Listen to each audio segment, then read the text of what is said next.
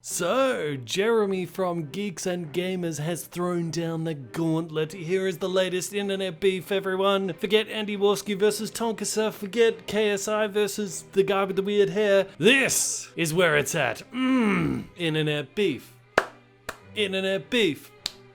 Yeah, you know, it's really not an internet beef. We actually kind of agree on a lot of stuff, so it's a little weird that there even is a response video because we kind of agree on everything. But there's also stuff we don't agree on, and I think it's a good time to address some of the oh-so-lovely comments in my original video. So if you're not aware what I'm talking about, a couple days ago I made a video called The Fans Have Won and Lucasfilm Has Been Defeated, where I listed all the sort of list of demands that all of the fans who were the fandom menace, the boycott, all that stuff, what the list of demands were, and I looked at the list and I said, you know what, we've kind of already got all that stuff. So I was ready to like plant the flag of victory and say, yes, we have won, guys. Turns out I was alone.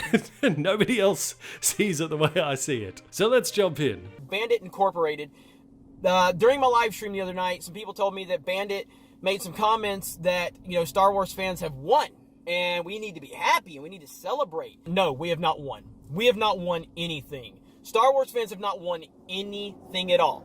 Kathleen Kennedy is still the president of Lucasfilm. Is she though? I mean, she's not really. I mean, she's president, yes, but she's president effectively, like just in name only. And Jeremy himself has said this. Just like I admitted I was wrong when Kathleen Kennedy kept her job, even though I still do not think that she is actually doing the job of a president, which I think it's obvious she's not, but she's a figurehead at this point. They're too scared to fire a woman.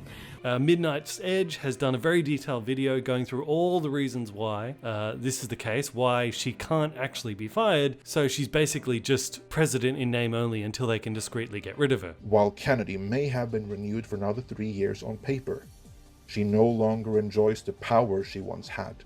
How long will she remain with Lucasfilm?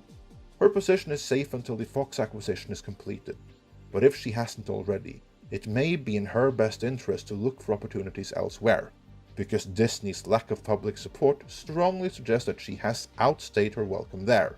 And I said this in the original video, is like, yeah, we wanted Kathleen Kennedy fired, but the reason we wanted her fired was so she can't wreck Star Wars anymore. And she's basically quarantined now. She can't damage Star Wars anymore, which is what we wanted. But it's interesting because like I see a lot of the fans like, it's not over until she's fired, till she's gonna be fired.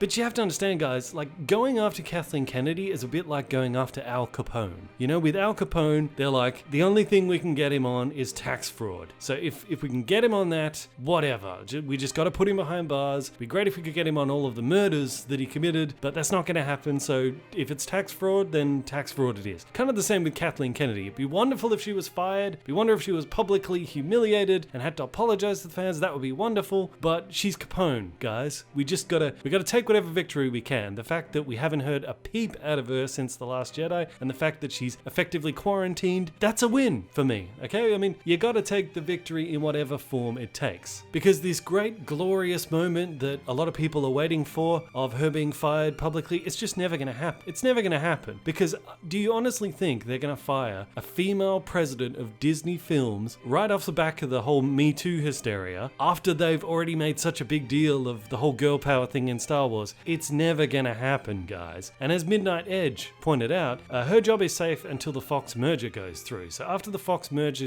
goes through, it's very likely we'll then get some kind of announcement of like, oh, Kathleen Kennedy's leaving Disney Film. She's moving on to other projects. Well, thanks Kathleen Kennedy for doing a great job with Star Wars. That's what it's going to be like. That's the most you're ever going to get. So this great glorious moment of victory over Kathleen Kennedy, it's not going to happen. She's going to go with a fizzle, not with a bang. So that's why she's out, guys. Let's just claim it. Let's just call it. She's out, and we did it.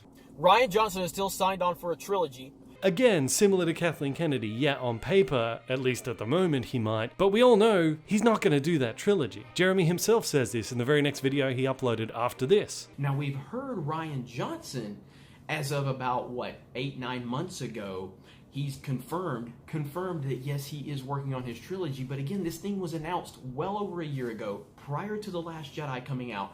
We have not seen any evidence to support that this project is actually happening. We have heard no official press releases from Disney in the past, 6, 7, 8 months or anything. Like, we've heard nothing about this project. Nothing.